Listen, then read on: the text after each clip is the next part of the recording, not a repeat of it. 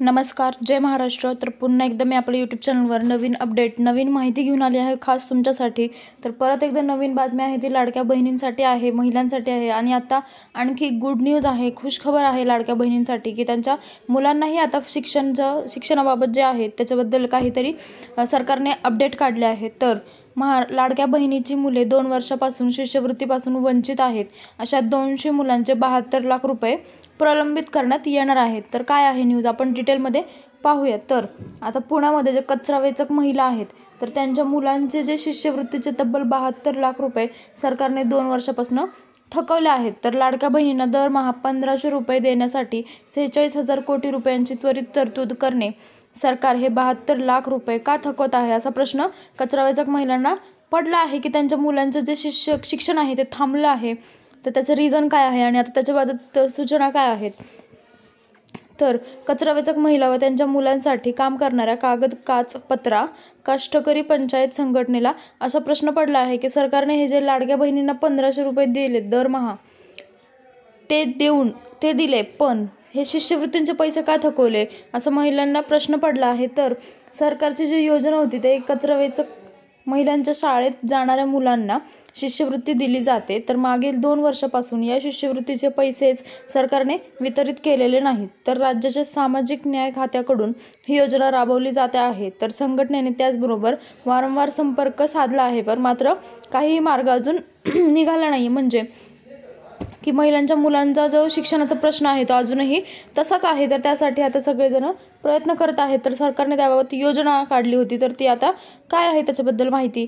तर अखेर संघटनेने 2023च्या नागपूर हिवाळी अधिवेशनात आंदोलन केले होते की त्यावेळी फक्त आश्वासन मिळाले, पण पुढे काहीच कार्यवाही झाली नाही. तर संघटनेचे सचिव जे होते आदित्य व्यास सर, तर त्यांनी सांगितले की नवे मुख्यमंत्री आले, आता त्यांच्या उपस्थितीत लवकरच हिवाळी अधिवेशन होईल आणि त्यात तरी त्यांनी हा प्रश्न विलंब सोडवावा की लाडक्या बहिणींना दरमहा नियमित थेट बँक खात्यात पैसे देणाऱ्या सरकारला त्याच बहिणींच्या मुलांच्या शिक्षणाची काहीच काळजी नाही का, असे प्रश्न त्यांनी त्यांच्यासमोर मांडले आहेत. तर सातत्याने मागण्या केल्या आणि निवेदन दिली, भेटी घेतल्या, मोर्चेही काढले, तरीही सरकार हलत नाही. याचा अर्थ त्यांच्या मुलांना कचरा वेचण्याच्या चक्रातच खितपत ठेवायचे असा घ्यायचा का, असे व्यास यांनी उद्गारणी केली आहे.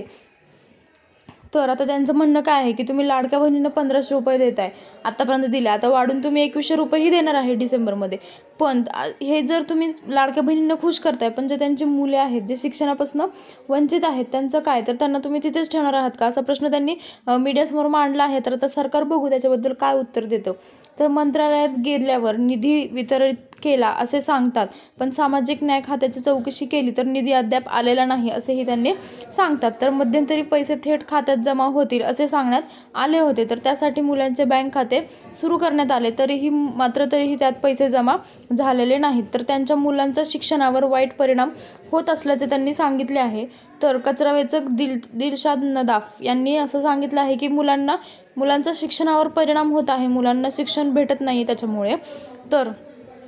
त्याच्यामुळे जर दोन्ही मुलांच्या शिष्यवृत्ती रखडल्या असून त्यामुळे त्यांच्या मुलांना शाळेकडून अपमान सहन करावा लागत आहे. तर येत्या आठवड्यात शिष्यवृत्तीचे पैसे जमा झाले नाहीत तर सर्व मुलांना बरोबर घेऊन सामाजिक न्याय विभागाच्या कार्यालयाबाहेर धरणे आंदोलन करण्याचा इशारा संघटनेने दिला आहे. म्हणजे आता ही खास बातमी आहे ती कचरा वेचक महिलांसाठी आहे की त्यांना पण लाडक्या बहिणींचे 1500 रुपये मिळाले आहेत, पण त्याच्यामुळे असा परिणाम झाला आहे की त्यांच्याच मुलांना जे आहे शिक्षणामध्ये प्रॉब्लेम येत आहे, कारण त्यांचे हप्ते अजून जमा झाले नाही आहेत. सरकारने सांगितल्याप्रमाणे त्यांनी मुलांचंही बँक अकाउंट तयार केले आहे, मुलांचंही खाते बँकेमध्ये ओपन केले आहे, आधार वगैरे सगळं अपडेट केलं आहे, पण तरी अजूनही पैसे आले नाही आहेत, पैसे त्यांचे तसेच राहिले आहेत. तर मुलांचं त्याच्यावर शिक्षणावर परिणाम होत आहे आणि मग शाळा कॉलेज त्यांना की अपमान सहन करावं लागत आहे, तुम्ही फी भरली नाही, असं काही गोष्टी झालेल्या आहेत.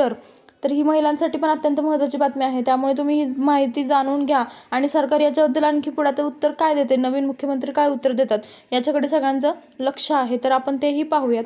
तर आणखी नवीन अपडेट आली याच्याबद्दल तर मी व्हिडिओ नक्की टाकेल आणि तुम्ही चॅनलला सबस्क्राईब करा आणि काही प्रश्न असतील तर कमेंटमध्ये विचारू शकता, मी त्याचं नक्की उत्तर देईल.